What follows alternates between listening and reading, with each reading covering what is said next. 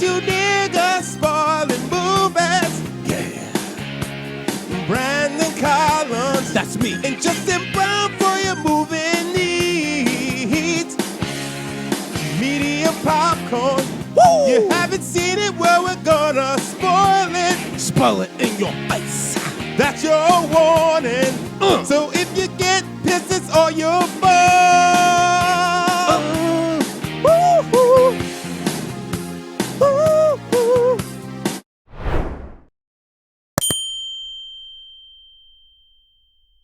Well, slap my face and call me Sally. It's a new movie news and trailer reaction episode. I'm Eddie Collins. This is Justin Brown, and this the news.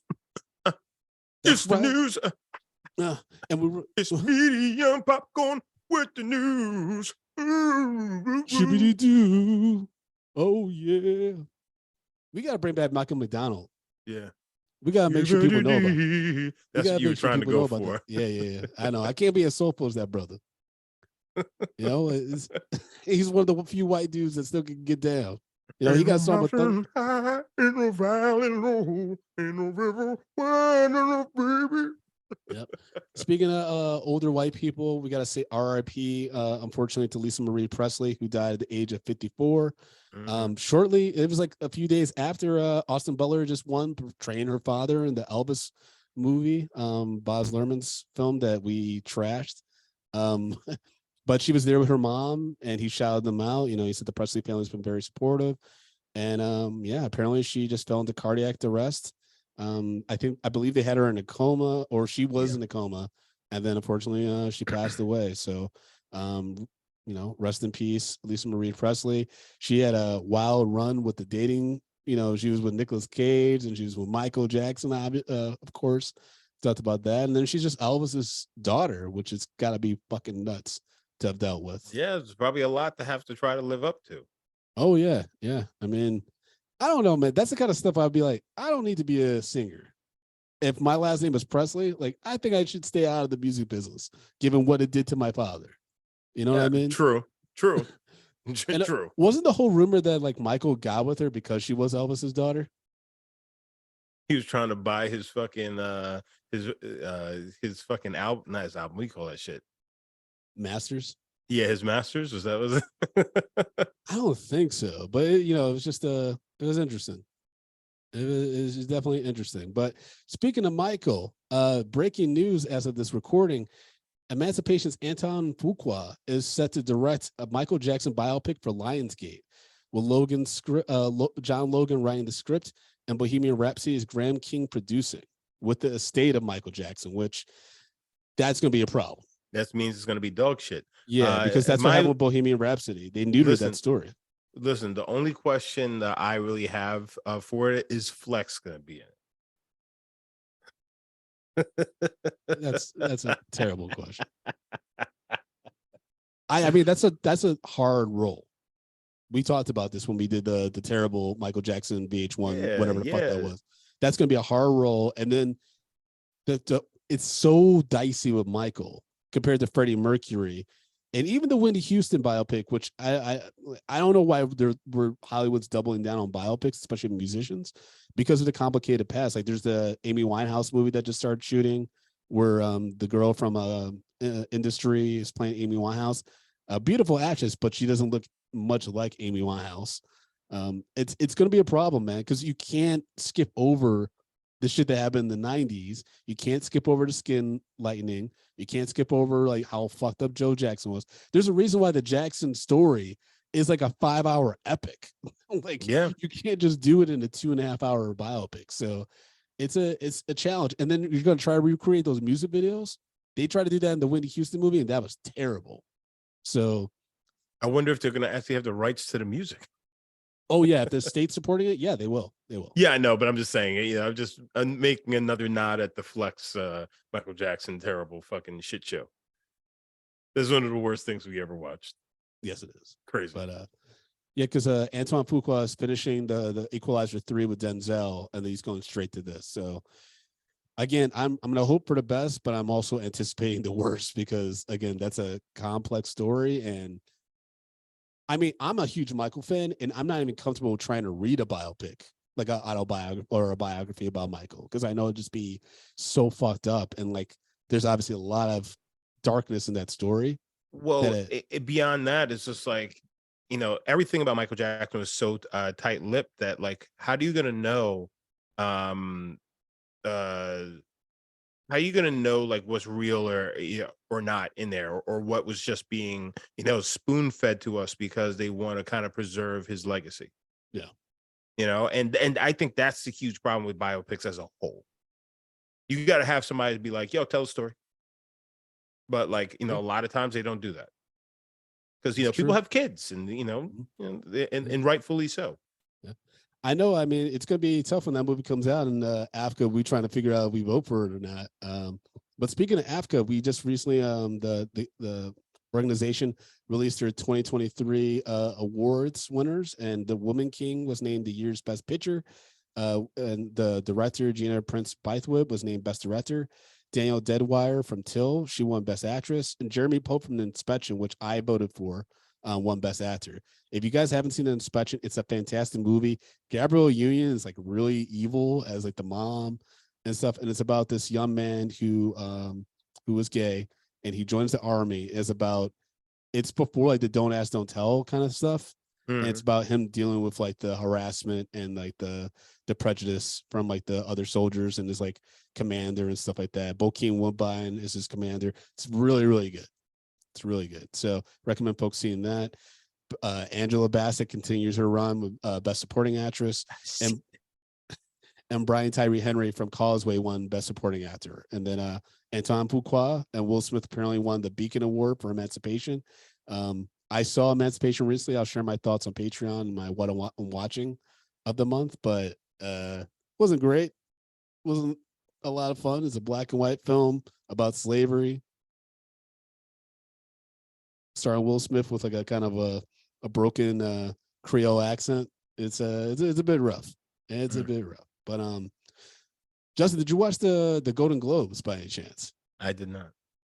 Well, did you know that our main man Eddie Murphy received the Cecil B. DeMille Award, Lifetime Achievement, presented to him by Tracy Morgan, who had a really nice like monologue. He actually seemed to get a little emotional, which was like very endearing, because I know Tracy Morgan talked about how important Eddie Murphy is in his like book and stuff like that. And Eddie Murphy closed it out by giving advice to young people in Hollywood. And the last piece of advice was, keep Will Smith's wife's name out your fucking mouth, which I mean, I did catch that part, which was fucking amazing. And, you know, but you know, as we all, as I think a lot of us think, every time Eddie Murphy goes out and he does something like this, it just ignites the rumors of just like, when's he gonna come back and give us something, you know, a comedy special? It's like, and it happens every single time. I don't think he's going to. I think neither like do I. I think that time passed a few years ago before, like, I think things got really dicey with like wokeness and stuff like that. And I always hate saying wokeness, because really, like, when the white people say it, they mean black. But for me, it's like the people that are like overprotective of language and like things and defend shit that they shouldn't even be bothered with. Like, I'm thinking about white people that like go in on Robert Downey Jr. in Tropic Thunder, not realizing that a lot of black people love that performance. Yeah.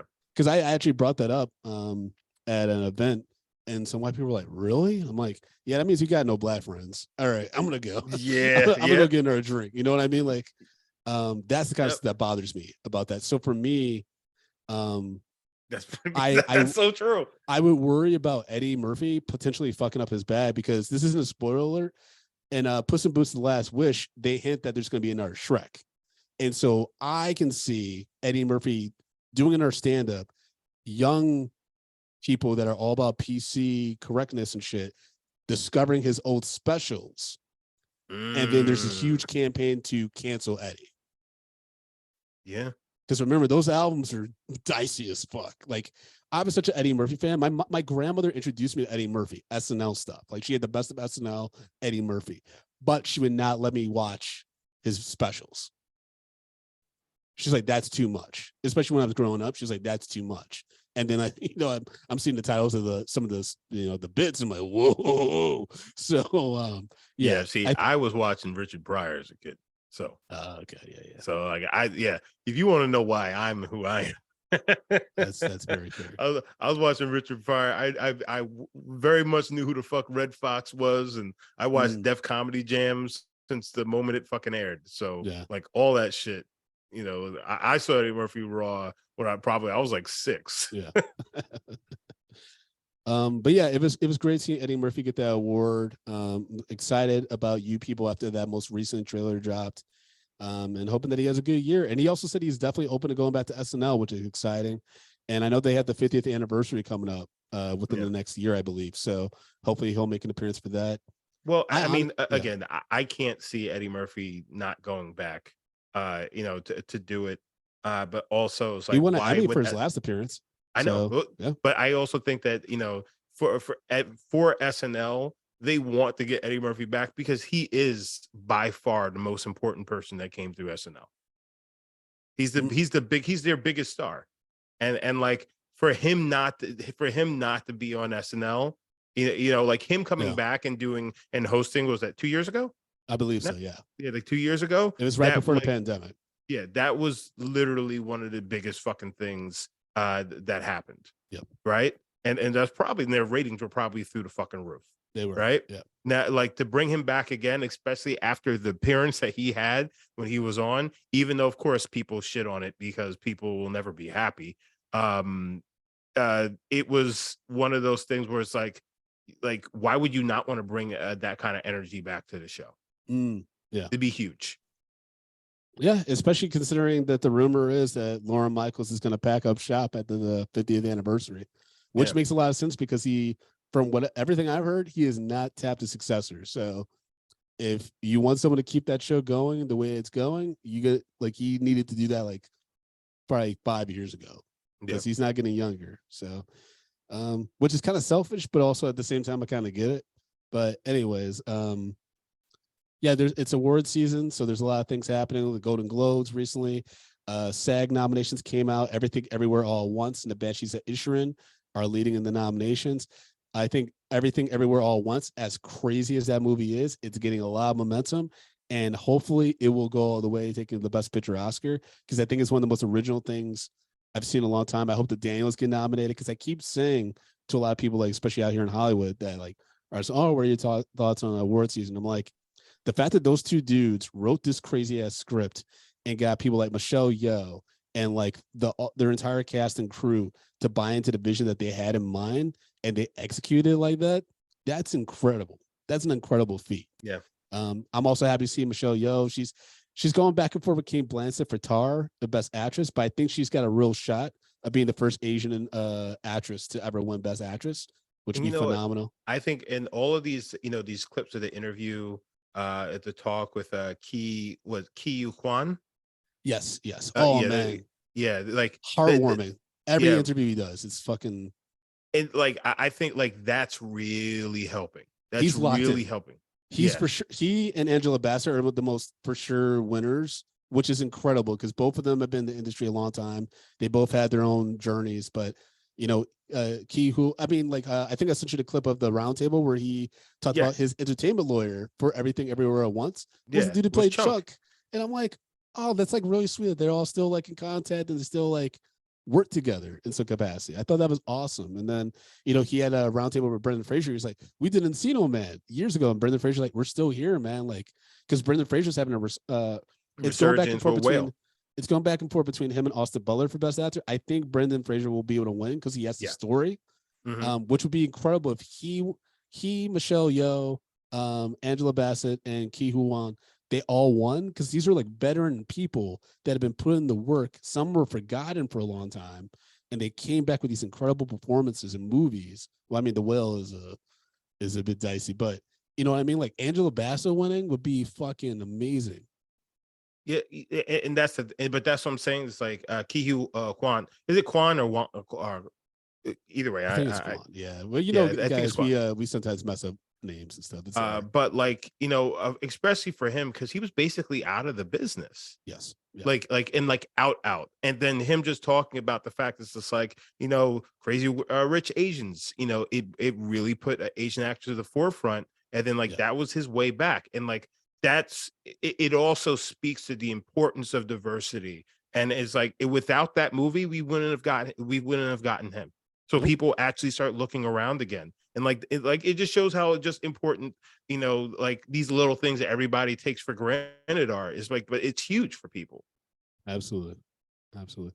Another thing that's interesting about award season is that the SAG Awards recently announced that they're going to be doing in 2024 a live telecast on YouTube through Netflix, which like Netflix is starting to get into like live streaming of like things, because Yeah. Chris Rock is going to have that live special, I believe, in March. And I'm kind of like, huh? Like, are we going to cable? Is that what Netflix is doing? Are they essentially becoming cable again? It feels like it. I know a honey dick when I see it. Like, you know what I mean? Like, I feel like we're getting honey dicked here, but that's just my immediate thoughts. A few more bits on TV news. Ted Lasso season 3 is coming out soon. Did you watch Ted Lasso, I Justin? haven't watched. Oh, it's a lot of fun, man. You should definitely check it out. And you guys, check out Bosch Legacy. It was a completely different. Okay. Bosch Legacy, Amazon Prime. That fucking show is fucking amazing. I just finished watching it last night. That's why. Oh, okay. All Yeah. right. Well, because Bosch. That reminds me of Justified. Justified's coming out soon. The You mean it's coming miniseries that they did in okay. Detroit. Yeah, it's coming out soon. Because Bosch is like he's like a police officer that solves crimes and shit, right? Yeah. Every season is one case. Okay. But yeah, folks, Ted Lasso, the feel good show on Apple TV is coming back soon. So be on the lookout for that. It's completely unrelated to Bosch that just mentioned. Another TV show that had casting news, Only Murders in the Building, which had one of the best season 2s I've ever seen of a television show, is coming back with season 3, adding Paul Rudd, who was hinted at in the season finale. But also just recently added Meryl Streep, a little actress, that is known for TV. So it's an impressive roster with Steve Martin and Martin Short already there, and of course Selena Gomez. Now you got one of the best actresses of all time. So don't fuck that up, guys. Hopefully she can be funny. Devil Wears Prada, she was funny. Don't Look Up, she was kind of forced, but hopefully they give her some good material. Okay. Other comedy news. Well, Megan isn't really a comedy, but it's a horror, whatever the fuck. But Megan 2.0 has been announced, with the script being written by Akilah Cooper, who wrote the original, is a Black screenwriter. So shout out to her. And even has a release date of January 17th, 2025. Actors Allison Williams and Violet McGraw are also on board to return. So this movie's been pretty profitable for Universal. They keep talking about it here at the studio. I saw it this past weekend. I know we're going to do a review at some point based on our release schedule, so we'll share our full thoughts. But I thought it was fine. I was expecting it to be a little bit better, but it's PG-13, so it's not really scary. It's not really violent. It's just a thing. But yep, everyone, if you liked Megan, the sequel's coming soon, y'all. Okay, all right. Oh, and just loop in another TV show that we talked about on the show that I think people should check out. If you haven't watched the first 2 seasons, just know the 3rd season of Warrior will be coming back, debuting on HBO Max sometime in 2023. So if you haven't watched the first 2 seasons of Warrior, please go back and check those out, because that's another show with a majority Asian cast, and that show is fucking phenomenal. And I don't think a lot of people have seen it. Yeah, it's a good show. It's your like add-ons are like all over the place, because that would have been a good one for Everything Everywhere All at Once. Yeah, but I just thought about it. Oh, okay. Yeah, I just thought about it. Warrior is good, folks. It is good. Speaking of Warriors, Mighty Morphin Power Rangers Once and Always is bringing back the original cast members for a Netflix reunion special, and they recently released photos of the original Blue and Black Ranger, played by David Yost and Walter Emmanuel Jones. And I mean, the hairline's not great still, but he tried. Also, this isn't a spoiler, but if it helps people to watch the House Party reboot, which I don't think should have been called House Party, the Black Ranger has a cameo in it, and it's hilarious. Okay, let me just say this. Also, remember you were about to talk about this man's hairline. And you have no hair. No, so no, just keep no. talking Actually, I'm not. about- oh, okay. And Yuvia is wondering what I'm about to say. She's just like, oh God, it's gonna be terrible. I kind of feel like they should have just held off on this this Power Rangers thing, especially considering the Tommy recently just passed. And like it almost feels like it's kind of like they're profiting off of his untimely death. So like I don't know. I don't know. I just can't get down with that one. And like what you know, was it you that sent it to me earlier? I don't think so. Okay. So someone I found sent the it. news story and it's like celebrating the 30th year anniversary. So I added it to our Yeah. our So list to discuss. somebody sent this to me, and I was just like I just I don't know. The way I'm looking at it is like read the room. It's I'm sure they already had it planned. It's the 30th anniversary, so they want to like because it'd be weird to be like the 31st anniversary because we waited like a year after Yeah. David, because this is a business, Justin. You're like, I know. I get it. I totally get it. I didn't know that David Yost had appeared as Billy in over 200 episodes of Power Rangers. Well, he across stayed like on multiple for a while. iterations, right? Like, yeah, that's wild. But the better just 200 episodes of Power Rangers out there. But it is disappointing that Amy Jo Johnson didn't come back either. But I mean, I'm just surprised those brothers could fit into those outfits still. That shit was tight. No, they probably got girdles on. Also, I do want to watch it. Oh, Jesus. I do want to watch it just to find out how they still have their, Zordon weapons and shit. What? Isn't there? I thought Zordon specifically was like, hey, I'm getting these teenagers to be Power Rangers. These are old ass niggas. They're older than us. They're like geriatric practically. What are they going to do when they're fighting the monsters like unmorphed and shit? See, but this is the thing, though. Gonna get a walker. Hold on. In actuality, having a teenager as a Power Ranger is the worst possible. Oh yeah, it's batshit crazy. No, because beyond the fact is that teenagers are just highly unstable. But is also their bodies are not even mature enough to really do fucking damage. So like you have a Billy Power Ranger at the age of 30, he will murder the Billy Power Ranger, full power when he was fucking like 18. So it's like it doesn't make sense. But and then on top of that, you're adding, a Power Ranger who has more life experience and just fight experience. Like they wouldn't be able to compete with the older versions of themselves. So like if they ever did, a Power Rangers like old versus new, and it's like we're talking about old, like maybe like they're like 30 or something like that. The new, they have zero shot. Unless the old really just said, you know what, fuck it, I'm done, and they just fucked off for the last however many years. Well, yeah. Also, man, you got to think about sciatica. You got to think about osteoporosis. Not everybody gets their milk intake. Nigga, hold on. Break, We're talking about 30-year-olds, and you're talking about fucking. You're talking about motherfuckers having diabetes and arthritis. Like, come on. I'm just saying it could happen, baby. It could happen. Nah, bro, because like a 30-year-old me would destroy, the 20-year-old version of me. Okay, but it's just the way it is. Yeah, that's what Celine Dion said. You guys can check out Mighty Morphin Power Rangers Once Always on April 23rd on Netflix. I wish I could throw things through the screen. Well, you can't because nigga, that's not how technology works.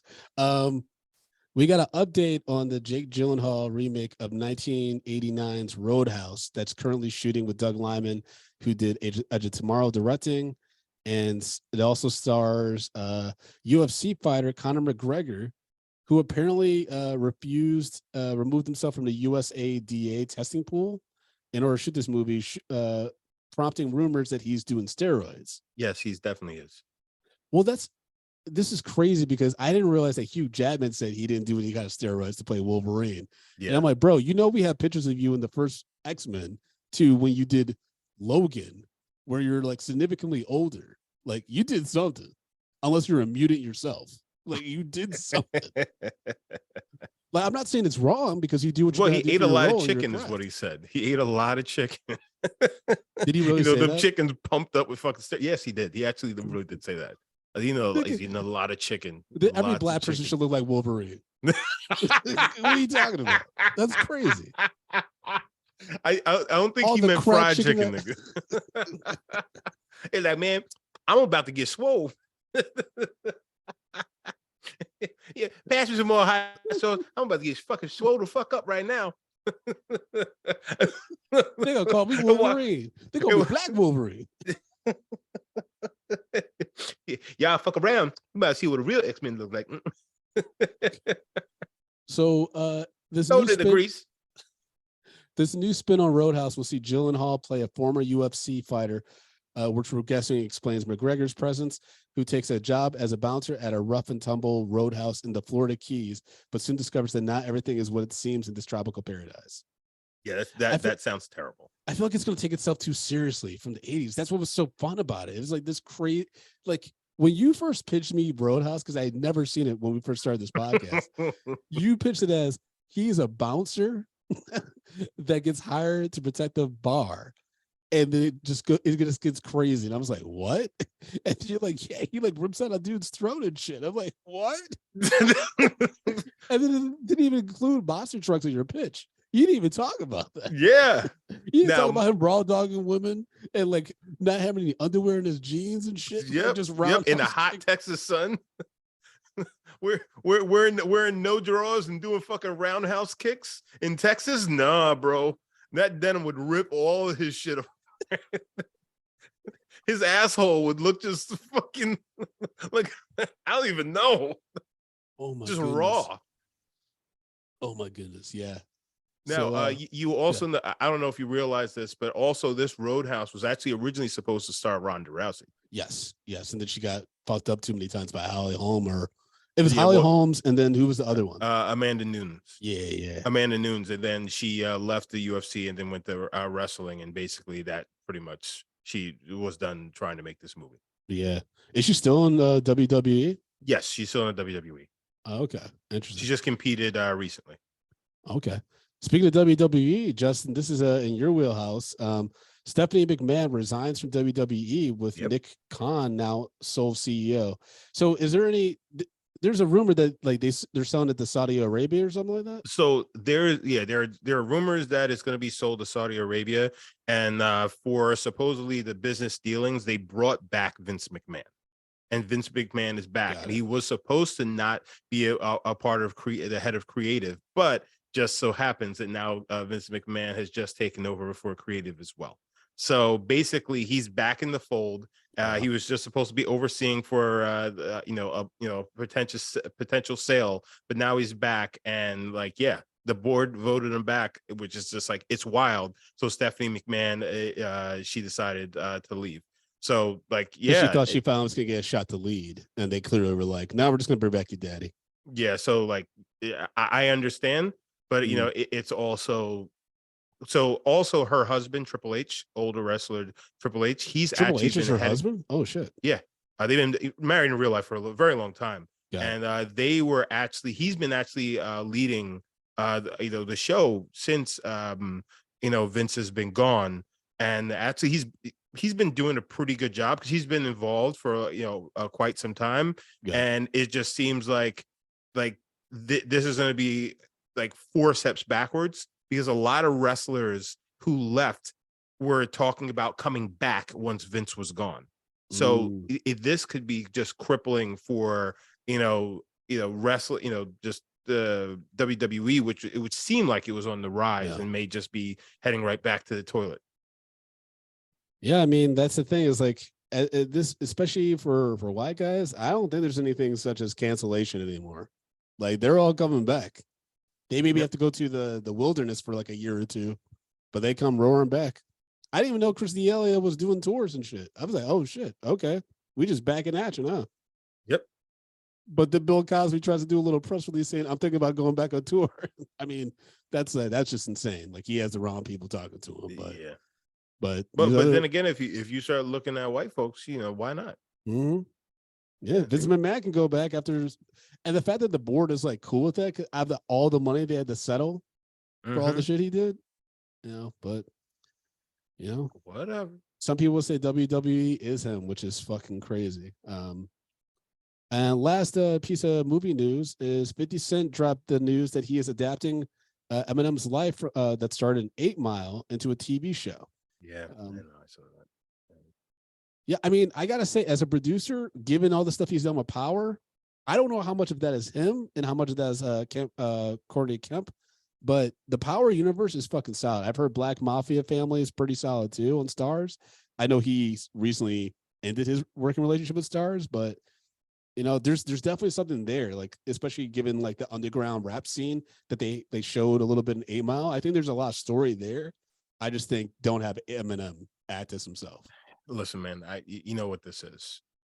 They're just trying to capitalize on the white market. Oh, of course. And they're going to bring Eminem in and I bet you, I'll tell you right now, if they, this goes through, that's gonna surpass Power leaps and bounds quickly. And it's just depending on what like app or streamer it's on, unless it's like on Tubi, you're right, it's gonna be huge. And even if it's on Tubi, that means white people are gonna be discovering all the crazy shit that stars black folks on there. And you know what? In that case, I wish that it does go to Tubi. because everyone should be subjected. Tubi has some rough shit, man. Tati and I watched over the weekend a movie called The Box with 3 X's, and that shit was garbage. It was not good. But yeah, folks, we're gonna wrap this up with a few movie reactions. Movie trailer reactions. So, season 4, part 1, released the trailer. I actually have access to all the season, but I'll keep my thoughts to myself. But Justin, what were your thoughts on Joe's new adventures over in London? Excuse me? He's over in London now. Oh, in London. London. He's British, Oh, I fucking hate you so much. It seems like he's getting like in the real high society. It seems like a mixture between the crazy people from the suburb he was living in season 3 mixed with like the rich people from season 1 with the one I'm blanking on her name. The one that he first fell in love with, like Love. He was obsessed with. Yeah, Love. No, Love is season 2. You're right. The first season. I'm blanking on what that woman's name was. that he was like, who was fucking John Stamos and all that stuff, but she had like those high society friends. Yeah. And shit. It's. I just want to know where it's gonna go. Like, and also how many. It has to be heading towards the end. It has to. Yeah, that's what I was about to say. Like, because I don't know how long this is sustainable. Yeah. Because but then again, these are magical white man stories, so he can evade the police forever. Yeah. Well, I mean, Barry just recently got, so you never know. Spoiler alert, everybody. Sorry. Oh, UV said her name is Beck. Thank you. Beck. Thank you. Yeah, I mean, I'm excited for the new season. Like, we talked much about season 3 and how much we enjoyed that. It was just interesting seeing someone like Joe, who's so good at controlling his environment and situation, being completely out of control. Yeah. And like literally he's married to someone who might be more fucked up than he is. Yeah. So he basically someone jumped him in crazy. Yeah. So I worry that we're not gonna be able to get a good enough match, because I think Love was an ultimate like good. I won't even say villain. Well, yeah, she was a villain. Like antagonist for him. I think that's the only way you could kind of top that. And this might be, I haven't finished the whole season 4 yet. Jenna Ortega coming back, given how popular she is, and she is still out there. Remember, because he killed the sister. Yeah, and he was sending her money. So I don't think that. I think that she's gonna be too expensive for the show. Well, maybe.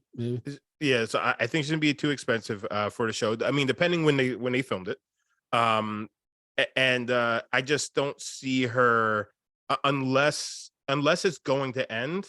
And if it ends, it would be she's a part of catching him and his past catching up with him. Yeah, I can see that. But yeah, other than that, I don't see any reason to bring her back.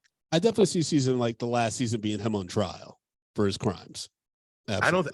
I don't think that's what's going to be. I don't think he's going to go to trial.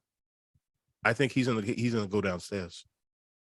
Well, I mean, he's eventually going to go downstairs. You got a lot to answer for. I think that's how it's going to end, him going downstairs. Okay. Hold on. Yuvia just said unless it's a Wednesday crossover. That would never happen. Maybe just so many listeners are just rolling their eyes now. Like, you guys just your low hanging fruit. Cut your camera off. Cut your camera off. What are we doing here, guys? We're just all right. We also saw a trailer for Mandalorian season 3. Didn't really give us much story, just more Din and Grogu. Not Grogu. What was that little nigga's name? Oh, I have no idea. You don't watch Mandalorian? Nope, never watched it. What are we doing this for, Justin? If you don't watch anything, what are you doing? But no, I don't watch. I haven't watched the Mandalorian show. Like, I tried watching it. It just didn't speak to me. Wow, really? Out of all the, if you watched the other Star Wars, Grogu, yeah, that is his name. Actually, I was right. But have you watched any of the other Star Wars spinoffs? No. Oh, okay. Well, this conversation's short. Yeah. I think it's gonna be all right. Like I said, it didn't really give us anything new. From what kind of imagery we've seen in past seasons.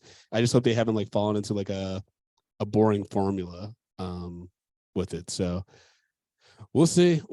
I haven't watched Andor yet, so I'm hoping that when I get around to that'll be a good experience. I've heard good things, but Boba Fett really soured me on some of these Star Wars stuff. And then last but not least is Ari Aster, the creator of Midsommar and Hereditary's new movie called Beau is Afraid. The blurb for this movie is: a paranoid man embarks on an epic odyssey to get home to his mother. And the lead is Joaquin Phoenix. So it's Ari Aster with Joaquin Phoenix. So it's going to be cuckoo fucking bananas. Oh, boy. What'd you think of the trailer? It seemed all right. I'm not, I don't know. I'm just kind of not, there hasn't been any trailer really blew my mind recently. Nothing has really been blowing my mind recently. Okay. Well, okay. I thought some of the imagery was really fucking weird in this trailer. I was like, what's going on? It's just like Joaquin Phoenix playing against like seems like a younger version of him. It was fucking the imagery, and Ari Aster, he just has some odd looking people in this movie. So I'm not sure what that's going to be about, but of course, for your entertainment media and popcorn listeners, we're going to watch it. So there you have it, folks. That's the newest edition of Movie News and Trailer Talk. I'm Eddie Collins. You can follow me at American Collins on all social media platforms. Follow the show at Medium P Podcasts and all social platforms as well as mediumpopcorn.com. And Drunk Black History on Thursday, February 23rd. If you want to get some Black history and have a few drinks with us in person on live stream, get tickets at drunkblackhistory.com. And Justin, if people want to support the show financially as well as follow you on social media, what can they do? Guys, you know how you do it. You follow me at J Brown Did It on all the socials. And then you follow the show at mediumppodcast.com. No, guys, go to patreon.com/mediumpopcorn. We have $2, $5, $10, and $15 packages with all the fixings there. We have so many extras. If you love the show, that's where you need to be. But then also you can get yourself some merch at tpublic.com/mediumpopcorn and grab a shirt. Grab anything you need. We're there. That's right. Clap your hands, stomp your feet. It's a holiday. And folks, remember, you sign up for Patreon. You can join us live while we're recording these episodes and movie updates. And you might be able to pop in, share a thought or two. So again, patreon.com/mediumpopcorn. We'll catch y'all next time. Peace. Peace.